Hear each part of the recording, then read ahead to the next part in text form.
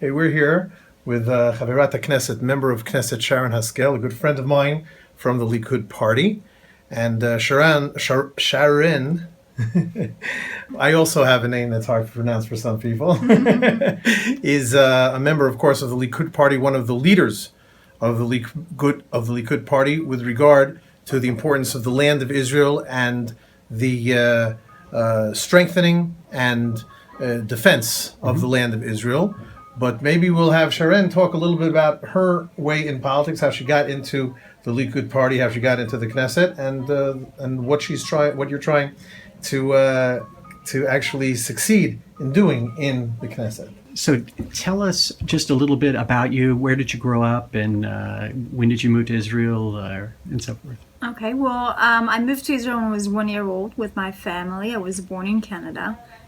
Growing up here in the Israeli environment, this is a special country where every verse of the Bible turns into a reality. And growing up here was very challenging as well. It was an amazing experience, but very challenging because of all of the security threats that Israel is facing. And it creates somewhat of a particular character that is addressed towards Israelis as well, I think.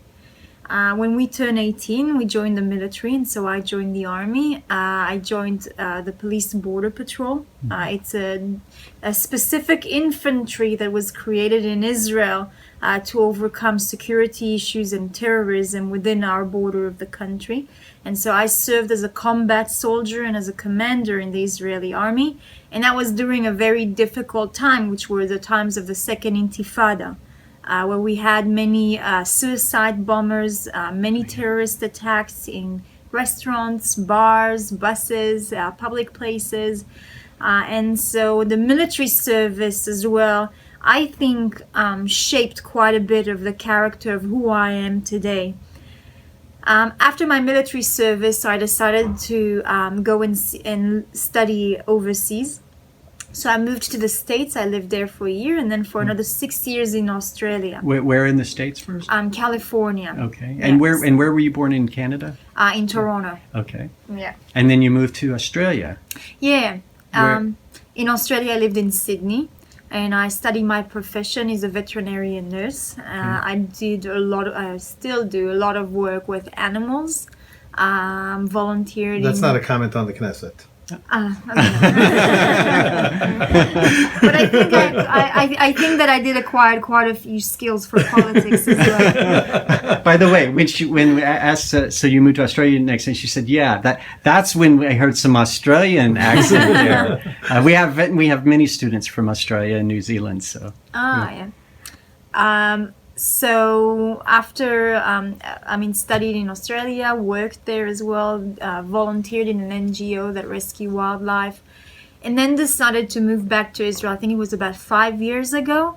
I would call it from Zionist reasons, pure Zionist reasons.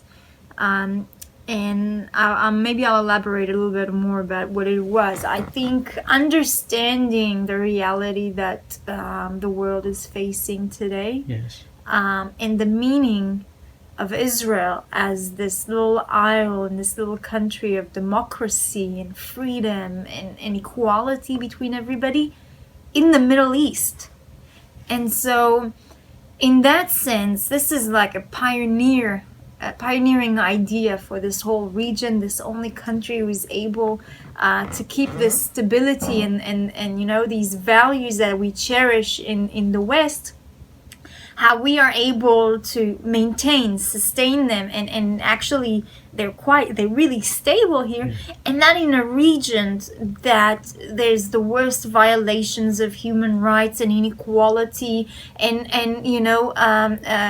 discrimination against different religion and against women, and so the meaning for that, being part of this society who brings this to the Middle East, has a huge meaning to me. And so this is one of the reasons. The other one is the historic reason. It's not long ago that the Jewish people didn't have a homeland. What does that mean? I mean, we were refugees from all around the world, being persecuted through thousands of years. Doesn't matter where you go and look at it. From Spain, from North Africa, from Europe, from Germany, everywhere we went, every few years there used to be this persecution against the Jews around in these regions. And Israel means the end of that. It means that we have our own home. We are not dependent on anyone else, no other government, to keep our tradition and our history and our religion. We are able to practice it here freely. This is a country where we are free to study it and worship it and speak about it. And that's the first time in thousands of years. It's the first time that we are actually able to develop our own economical system. And so all of these racist comment about Jews and economical issues, I wouldn't even want to repeat those racist comments and accusation against Jews. But here we have this little country where in 68 years now we were able to turn a desert, a land that had nothing, to a flourishing economical hub that brings technology and medical research to all around the world, advancing humanity.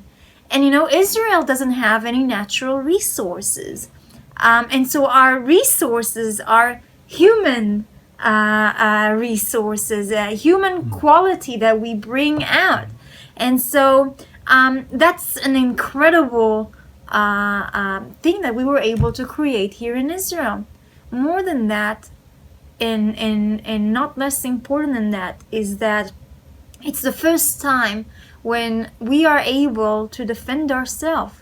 We're not relying on any other police or guard or army or dictator or government to protect ourselves. Right. And so we developed a strong army who's defending our people. And that is a huge value to us, the Jewish people, through everything that we've been through, thousands of years. And obviously we wouldn't have been able to do that if we didn't have allies that supported us, who were having those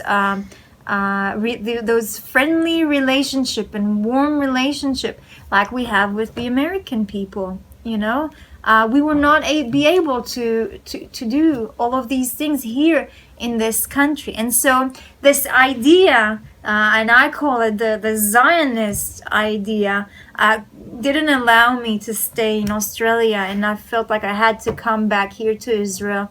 And so I packed everything into containers and shipped them to Israel, and started to be very heavily involved in politics here in Israel.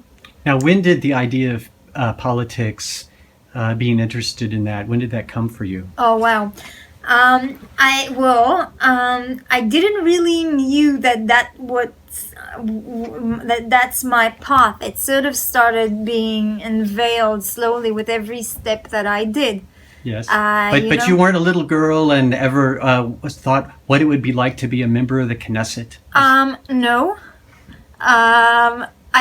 Look, when I just arrived to Israel, I tried to create this NGO in Israel that looks after wildlife, the same one that I was volunteering in Australia. But here we have so many other urgent issues, really existential problems. And so it was, every time, like even in Australia, you work and you volunteer somewhere. And I was used to it since an early age. Even in basic school, I would go and volunteer in distributing baskets for people in need. And so it's something that is a part of the day-to-day routine in my life. And so when I was here while working, I decided to go and volunteer one day a week at a member of Knesset's office that I valued a lot, and I still see him as one of my mentors. His name is Miki Eitan from the Likud party. And so I said, if I go and volunteer there, I'll feel like I'm making a difference for the Israeli people. And so I started there, and then this whole way of how politics work here in Israel, and what is a party, and what is the effect of parties on members of Knesset. And so I started getting more and more involved, and I joined the Young Liberal of the Likud. And the Young Liberal of the Likud are the one who support a liberal economical agenda, like a capitalistic agenda inside the Likud, which is extremely important. And it's not being exercised enough here in Israel. So I joined them, and we started being very active with that. And then I created the environmental lobby caucus in the Likud, and started being very involved with Likud members who are active in animal welfare and environmental issues. And so I got very involved in the politics in Israel. This is the Israeli politics. And then And what part of Israel were you doing? I mean, that's all around the country. Yes. Because Israel is so small, it's the size of New Jersey. Then you're active just all around the country. It's not a problem to get from one place to another, and it's got a much bigger impact on that. But then Where are you from personally in the country? So I'm from a city called Kfar Saba, which is about half an hour north of Tel Aviv. Israel is very small, Yeah, so and you always measure half an hour. And there's technology there too. Yes, there's a big high-tech industry there.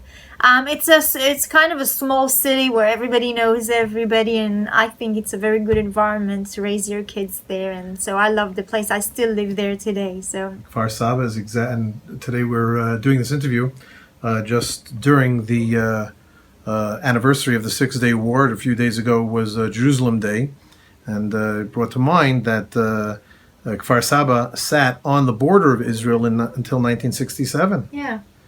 Wow. And pretty much still is. I mean, if you look, we only have like a 5 minute drive to Kalkilia. Mm-hmm. And so I grew up, my father was born and grew up there, and my grandparents. And so you grow up on all these stories of how it was like, artillery who was sitting 10 minutes away from our city. Just shooting towards towns, and they would close the lights so there wouldn't be any light in the night, so they can't see them. I mean, there's so many stories about it, but so there's many stories about it. So how did you get make this decision to actually run? So in the Likud party, when the Prime Minister Bibi said we're going into elections, there was this feeling among the younger generation, my generation, that there wasn't someone who was voicing our opinions and ideology and voice in the Knesset, that our generation is not being heard. And so I came to this realization that if we're not going to be there, if we're not going to sit and be the voice of our generation, no one's going to do that instead of us. And so I gathered a lot of groups that I was very active in, that I was saying, like the ones I was telling you about before. And I told them that I'm going to run in the primaries. Here in Israel, there's primaries for the list of the party. And all of these incredible caucuses and groups joined me and supported me and voted for me. And I was able to be elected to the list of the Likud. And then in the general election, the Likud was voted in, and I was able to enter the Knesset. Which Migzar or which Azor were you running in? So it was the national one. Oh, you were in the national? Yes. Yeah, pretty good. Yeah. And so you get a number. You were on the list, and where was your number? It was number 31. Okay, but there were 30 seats. The Likud received 30 seats. Yes. And then after a couple of months, Danny Danon was appointed to be our ambassador at the UN. And so he resigned from his position in the Knesset, and then I got into the Knesset because I was the next one in line. Great. Yeah. Great. Yes, we're happy. We were sad to see Danny go, but happy that he is doing a good job representing us in the United Nations, and we're especially happy that Sharren has joined us in the Knesset as well. Yeah, the UN is quite a bit of a hostile environment toward Israel, and so I think it is amazing that they appointed Danny because he is very knowledgeable. He's very active about these issues for many years, Yes. and he's doing incredible work on this field.